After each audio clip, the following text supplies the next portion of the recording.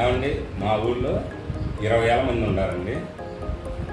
ఆఫీసుల చుట్టూ తిరగకుండా 3 సచివాలయాలు కట్టించారండి. పడికావులు కాశారు, ఇళ్ళ పింఛన్ల కోసం జన్మభూమి కమిటీ కాడికి పోవాలి. పడికావులు కాశారు, పంచాయతీ ఆఫీస్ చుట్టూ తిరుగుతా పింఛన్లు అందుబాటు లేక ఇక్కడికొచ్చి రోజులు తడబడి ఉండరు. ఇప్పుడు ఇంటింటికి వాలంటీర్లు పోయి ఇస్తాం. అది అభివృద్ధి.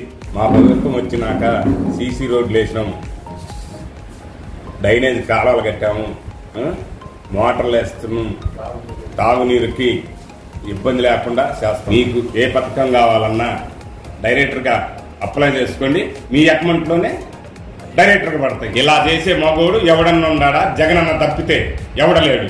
తిరుపతి గుడిలో తలుపు తీసేది మా యాదవలే. ఆ టైంలో చంద్రబాబు టైంలో మమ్మల్ని తీసేయాలని చూశాడు. జగన్ వచ్చాక పదవులు ఇచ్చాడు, యాదవుల దగ్గర పెట్టుకున్నాడు, ఎమ్మెల్యేలు చేశాడు, మినిస్టర్లు చేశాడు. ఇప్పుడు అనిల్ కుమార్ యాదవ్ను కూడా మాకు పంపించాడు. ఈ అనిల్ కుమార్ని కూడా గెలిపించుకుంటాం ఎంపీగా. మా యాదవులు అందరూ కలిసి పిన్నెల్లి రామకృష్ణారెడ్డి గారి మా ఎమ్మెల్యేకి ఓటేస్తాం, జగన్కి ఓటేసి గెలిపించుకుంటాం. ఒక్క రంటచింతల్లోనే 100 కోట్లు అభివృద్ధి చేశాము. రాండి చూపెడతాం. పార్టీలు అన్నిటికీ టీడీపీకి ఇచ్చాము, వైసీపీకి ఇచ్చాము, జనసేనకి ఇచ్చాము, బీజేపీకి ఇచ్చాము, అందరికి ఇచ్చాము.